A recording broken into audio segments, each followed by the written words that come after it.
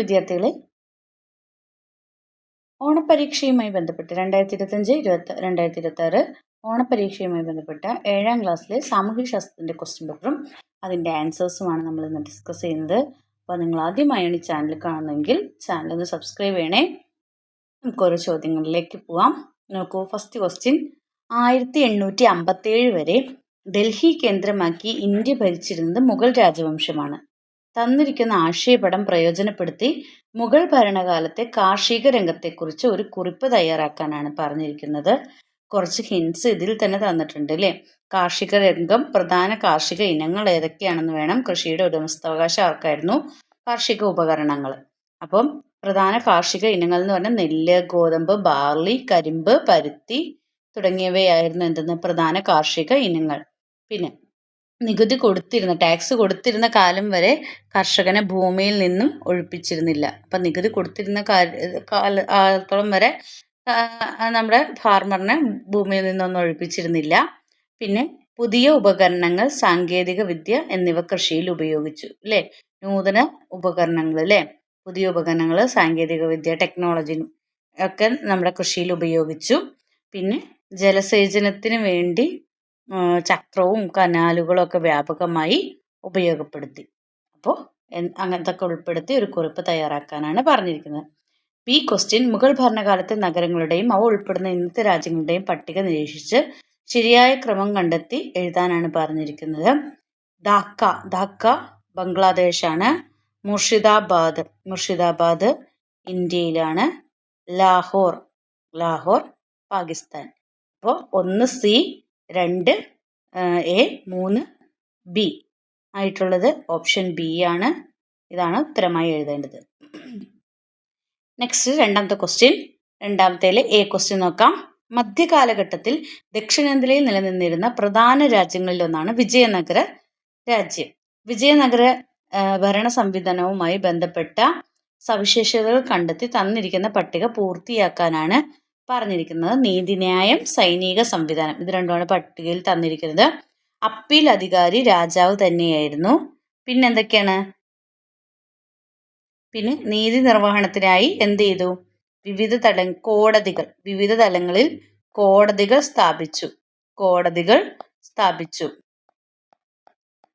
സ്ഥാപിച്ചിരുന്നു. നീതി നിർവഹണത്തിനായി വിവിധ തലങ്ങളിൽ കോടതികൾ സ്ഥാപിച്ചിരുന്നു. പിന്നെ ചെറിയ കുറ്റങ്ങളും തൊഴിൽ പ്രശ്നങ്ങളും ഗ്രാമങ്ങളിലെ കോടതികൾ കൈകാര്യം ചെയ്തിരുന്നു. അപ്പോൾ ഗ്രാമ കോടതികൾ ഉണ്ടായിരുന്നു. അപ്പോൾ ചെറിയ കുറ്റങ്ങളും തൊഴിൽ പ്രശ്നങ്ങളൊക്കെ ഗ്രാമങ്ങളിലെ കോടതികളിലാണ് കൈകാര്യം ചെയ്തിരുന്നത്. പിന്നെ അപ്പീലധികാരി രാജാവ് തന്നെയായിരുന്നു. പിന്നെ ഇനി സൈനിക സംവിധാനത്തിലെ സൈനിക മേധാവികൾ അമരനായകന്മാർ എന്നറിയപ്പെട്ടു. അടുത്ത എന്താണ്? അമരനായകന്മാർ ഒരു നിശ്ചിത എണ്ണം കാലാളുകൾ, കുതിരകൾ, ആനകൾ എന്നിവയെ നിലനിർത്തിയിരുന്നു. അമരനായകന്മാർ ഒരു നിശ്ചിത എണ്ണം കാലാളുകൾ, കുതിരകൾ, ആനകൾ എന്നിവയെ നിലനിർത്തിയിരുന്നു. രാജാക്കന്മാർ ഇവർക്കായി എന്ത് ചെയ്തു? ഭൂപ്രദേശങ്ങൾ അനുവദിച്ച് നൽകി.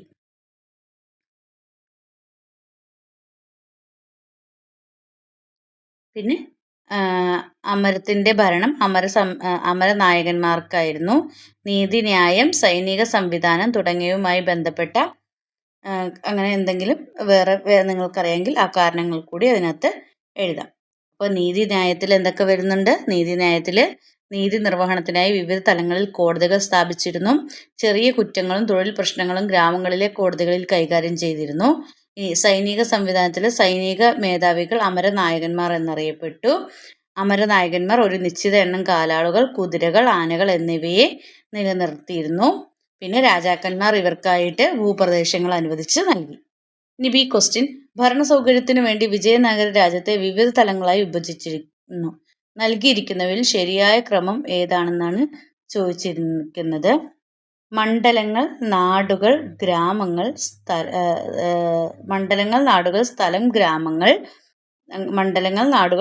സ്ഥലം അങ്ങനെ അങ്ങോട്ടും ഇങ്ങോട്ടും തിരിച്ചു തന്നിരിക്കുകയാണ്.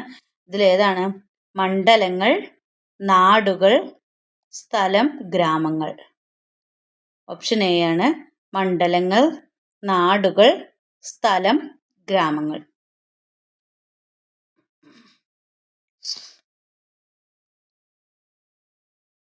അല്ലെങ്കിൽ വിജയനഗര കാലഘട്ടത്തിൽ സാംസ്കാരിക രംഗം വലിയ പുരോഗതി കൈവരിച്ചു.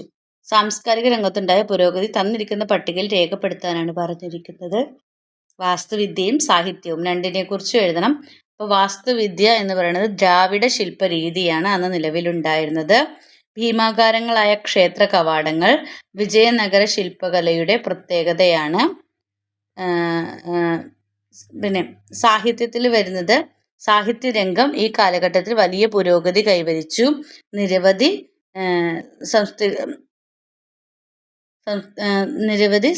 സാഹിത്യങ്ങളിൽ വിവിധ ഭാഷകളിലേക്ക് വിവർത്തനം ചെയ്യപ്പെട്ടു. നിരവധി കൃതികളൊക്കെ എന്താണ് വിവിധ ഭാഷകളിലേക്ക് വിവർത്തനം ചെയ്യപ്പെട്ടു. അപ്പം വാസ്തുവിദ്യയിൽ ദ്രാവിഡ ശില്പ രീതിയാണ് ഉണ്ടായിരുന്നത്. പിന്നെ വലിയ ക്ഷേത്ര കവാടങ്ങൾ വിജയനഗര ശില്പകലയുടെ പ്രത്യേകതയാണ് അല്ലേ. വലിയ ക്ഷേത്ര കവാടങ്ങൾ. സാഹിത്യരംഗം ഈ കാലഘട്ടത്തിൽ വലിയ പുരോഗതി കൈവരിച്ചു. പിന്നെ ഒരുപാട് കൃതികൾ എന്ത് ചെയ്തു, വിവിധ ഭാഷകളിലേക്ക് വിവർത്തനം ചെയ്യപ്പെട്ടു. ഇനി ബി ക്വസ്റ്റ്യൻ, വിജയനഗര രാജാക്കന്മാരുമായി ബന്ധപ്പെട്ട വിവരങ്ങൾ ക്രമീകരിച്ച് ശരിയായത് കണ്ടെത്തി എഴുതാനാണ് പറഞ്ഞിരിക്കുന്നത്. തുളു വംശം കൃഷ്ണദേവരായർ, സംഗമ രാജവംശം ഹരിഹരൻ ബുക്കൻ, സാലുവ വംശം നരസിംഹ സാലുവ, പിന്നെ അരവിഡു വംശം തിരുമല. അപ്പം ഇങ്ങനെ ഈ ഓപ്ഷനിൽ വരുന്നത് ഏതാണെന്ന് നോക്കണം. 1 C, 2 D, 3 A, 4 B. Option D ആണ് ശരിയായ ഉത്തരം. ഇനി മൂന്നാമത്തെ ക്വസ്റ്റ്യനിലേക്ക് പോകാം. ഭക്തി സൂഫി പ്രസ്ഥാനങ്ങളെ കുറിച്ച് നൽകിയിരിക്കുന്ന വർക്ക്ഷീറ്റ് പൂർത്തിയാക്കാനാണ്. ഭക്തി സൂഫി പ്രസ്ഥാനങ്ങൾ ദോഹകൾ എന്നറിയപ്പെടുന്ന കീർത്തനങ്ങളിലൂടെ ആശയപ്രചരണം നടത്തിയ കവിയാണ്. കവി ആരാണെന്നാണ് ചോദിച്ചിരിക്കുന്നത്. കബീർ. രണ്ടാമത്തത് ഖവാലികൾ. ഖവാലികൾ എന്ന് പറഞ്ഞാൽ എന്താണ്? സൂഫി കേന്ദ്രങ്ങളിൽ ആലപിച്ചിരുന്ന ഭക്തിഗാനങ്ങളാണ്.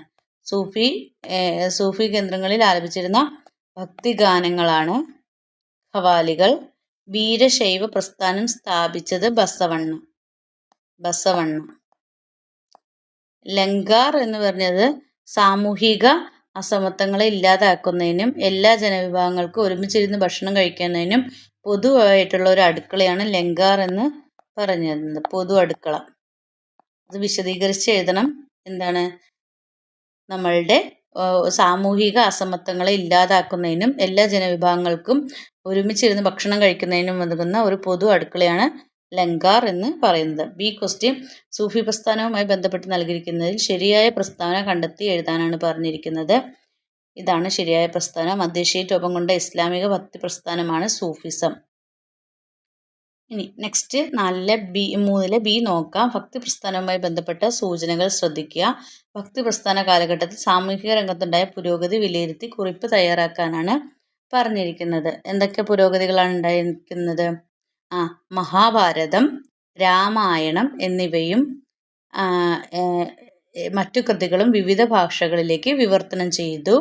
പിന്നെ തമിഴ്, പഞ്ചാബി, ബംഗാളി, മറാത്തി, തെലുങ്ക്, കന്നഡ, മലയാളം തുടങ്ങിയ ഭാഷകളിൽ ധാരാളം കൃതികൾ രചിക്കപ്പെട്ടു. അപ്പോൾ അത് എഴുതണം. എന്തൊക്കെയാണ്? തമിഴ്, പഞ്ചാബി, ബംഗാളി, മറാത്തി, തെലുങ്ക്, കന്നഡ, മലയാളം തുടങ്ങിയ ഭാഷകളിൽ ധാരാളം കൃതികൾ രചിക്കപ്പെട്ടു. മഹാഭാരതവും രാമായണവും അങ്ങനെയുള്ള മറ്റു കൃതികളും വിവിധ ഭാഷകളിലേക്ക് വിവർത്തനം ചെയ്തു, ട്രാൻസ്ലേറ്റ് ചെയ്തും. പിന്നെ ജാതി വിവേചനത്തിനെതിരെയുള്ള മനോഭാവ രൂപീകരണം വന്നു.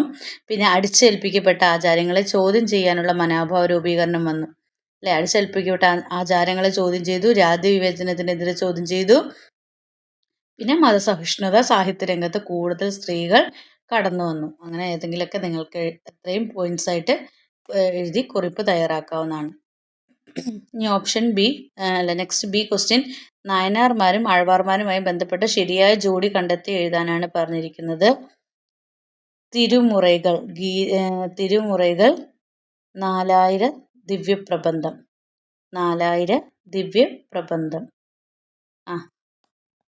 തിരുമുറൈകൾ 4000 ഇതാണ് ശരിയായിട്ടുള്ള ജോഡി, ദിവ്യപ്രബന്ധം. ഇനി 4ാമത്തെ ക്വസ്റ്റ്യൻ, ഭയരഹിതമായും സുരക്ഷിതമായും സമൂഹത്തിൽ ജീവിക്കാൻ ഓരോ കുട്ടിക്കും അവകാശമുണ്ട്. കുട്ടികളുടെ സംരക്ഷണത്തിനായി ഗവൺമെൻറ് നടപ്പിലാക്കിയ ഏതെങ്കിലും 2 നിയമങ്ങൾ എഴുതാനാണ് പറഞ്ഞിരിക്കുന്നത്. ഒന്ന് ബാലവേല നിരോധന നിയമം.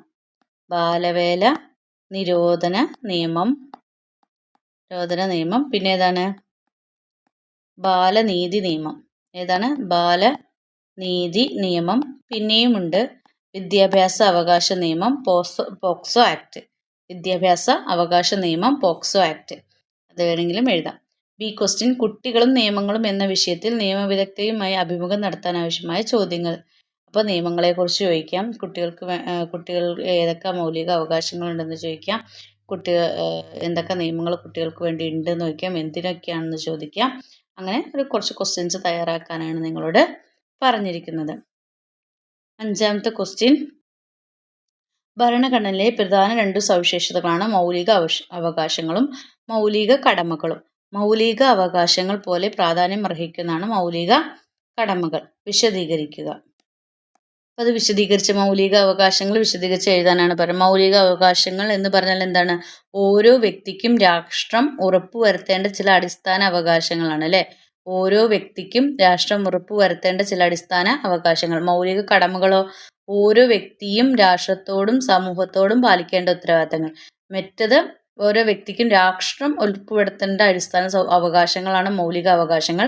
മൗലിക കടമകൾ എന്ന് പറഞ്ഞാൽ ഓരോ വ്യക്തിയും രാഷ്ട്രത്തോടും സമൂഹത്തോടും പാലിക്കേണ്ട ഉത്തരവാദിത്തങ്ങൾ. പിന്നെ സമൂഹത്തിൻ്റെയും രാജ്യത്തിൻ്റെയും പുരോഗതിക്കായി മൗലിക അവകാശങ്ങളും കടമകളും എല്ലാവരും പാലിക്കേണ്ടതാണ്. അപ്പം അതിനെക്കുറിച്ച് വിശദീകരിച്ച് എഴുതാനാണ് പറഞ്ഞിരിക്കുന്നത്. ബി, നവംബർ 26-ന് ഭരണഘടനാ ദിനമായി ത്തിൻ്റെ ഭാഗമായി സ്കൂളിൽ സംഘടിപ്പിക്കുന്ന റാലിക്ക് വേണ്ടി ഭരണഘടനാ ധർമ്മങ്ങൾ ഉൾപ്പെടുത്തി 2 പ്ലക്കാർഡുകൾ തയ്യാറാക്കാൻ. അപ്പോൾ ഭരണഘടനയുടെ ഏതെങ്കിലും 2 ധർമ്മങ്ങളുടെ സവിശേഷതകൾ എഴുതിയിട്ട് പ്ലക്കാർഡ് തയ്യാറാക്കുക. ഇനി സി ക്വസ്റ്റ്യൻ, നമ്മുടെ രാജ്യം റിപ്പബ്ലിക് ആവുന്നത് വരെ പിന്തുടർന്ന് വന്ന നിയമസംഹിത ഏതാണെന്നാണ് ചോദിച്ചിരിക്കുന്നത്. ഏതാണ്? Government of India act. 1935. C ആണ് ശരിയായ ഉത്തരം. നെക്സ്റ്റ് 6ാമത്തത്, അരികുവൽക്കരണത്തിന് കാരണമാകുന്ന പല ഘടകങ്ങളുണ്ട്. മുകളിൽ കൊടുത്തിരിക്കുന്ന 2 സന്ദർഭങ്ങൾ നിരീക്ഷിച്ചല്ലോ. നമുക്ക് എന്താ സന്ദർഭത്തിൽ പറഞ്ഞിരിക്കുന്നത് നോക്കാം. ഒരു കുട്ടി വീൽ ചെയറിലിരിക്കുന്ന അവൾ പറയണം, ഞാൻ നിധി വീൽ ചെയറിലാണ് സഞ്ചരിക്കുന്നത്. മറ്റുള്ളവരോടൊപ്പം എല്ലാ പ്രവർത്തനങ്ങളിലും ഇടപെടാൻ എനിക്ക് കഴിയാറില്ല. മറ്റേ കുട്ടി പറയണം, ഞാൻ മറൂഫ, പാപ്പയും മായും ഞാനും അസം സ്വദേശികളാണ്. വർഷങ്ങളായി കേരളത്തിലാണ് ഞങ്ങൾ താമസിക്കുന്നത്. എനിക്ക് 5 വയസ്സുള്ളപ്പോഴാണ് ഞങ്ങൾ കേരളത്തിലെത്തിയത്. ഇതര സംസ്ഥാനങ്ങളിൽ നിന്ന് വന്നവർ കൂട്ടമായി താമസിക്കുന്ന ഒരിടത്താണ് ഞങ്ങൾ താമസിക്കുന്നത്. അപ്പോൾ ഈ 2 സന്ദർഭങ്ങളും നിരീക്ഷിച്ച് ഇവ ഏത് തരത്തിലുള്ള അരികുവൽക്കരണവുമായി ബന്ധപ്പെട്ടതാണെന്നാണ് ചോദിച്ചിരിക്കുന്നത്. ഒന്ന് ശാരീരികമായ അല്ലേ, ഫിസിക്കലി ശാരീരികമായ അരികുവൽക്കരണം.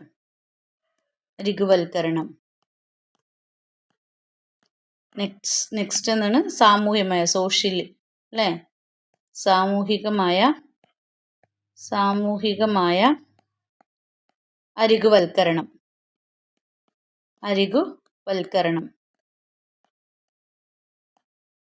നെക്സ്റ്റ് ബി ക്വസ്റ്റ്യൻ, ഇത്തരം സന്ദർഭങ്ങളിൽ അരികുവൽക്കരണത്തെ പ്രതിരോധിക്കാൻ നിങ്ങൾക്ക് എന്തെല്ലാം നിർദ്ദേശങ്ങൾ മുന്നോട്ട് വയ്ക്കാൻ കഴിയും? കുറിപ്പ് എഴുതാനാണ് പറഞ്ഞിരിക്കുന്നത്. എന്താണ്? അപ്പോൾ എല്ലാ വിഭാഗം ജനങ്ങളെയും സമൂഹത്തോട് ഉൾച്ചേർക്കണം. അതുപോലെ ശാരീരിക പരിമിതി ഉള്ളവർക്ക് അനുയോജ്യമായ രീതിയിൽ അനുരൂപീകരണം നടത്തണം. അന്യസംസ്ഥാന ജനവിഭാഗങ്ങളും അവർ അധിവസിക്കുന്ന പ്രദേശങ്ങളും സമൂഹത്തിൻ്റെ ഭാഗമാണെന്ന ചിന്ത വളർത്തണം. അവസര സമത്വം സൃഷ്ടിക്കുക. അപ്പോൾ ഇത്തരം പോയിന്റ്സൊക്കെ നിങ്ങൾക്ക് എഴുതാൻ കഴിയും. അപ്പോൾ ഇത്രയുമാണ് നിങ്ങളുടെ എക്സാമുമായി ബന്ധപ്പെട്ടിട്ടുള്ള ഇന്ന ക്വസ്റ്റ്യൻസും അതിൻ്റെ ആൻസേഴ്സും ഉള്ളത്. അപ്പോൾ നിങ്ങൾക്ക് ഈ വീഡിയോ ഉപകാരപ്രദമായെങ്കിൽ ലൈക്ക് ചെയ്യുക, ഷെയർ ചെയ്യുക. ആദ്യമായി ചാനൽ കാണുന്ന കൂട്ടുകാരുണ്ടെങ്കിൽ ചാനൽ ഒന്ന് സബ്സ്ക്രൈബ് ചെയ്യണേ. Then see you again. Thank you.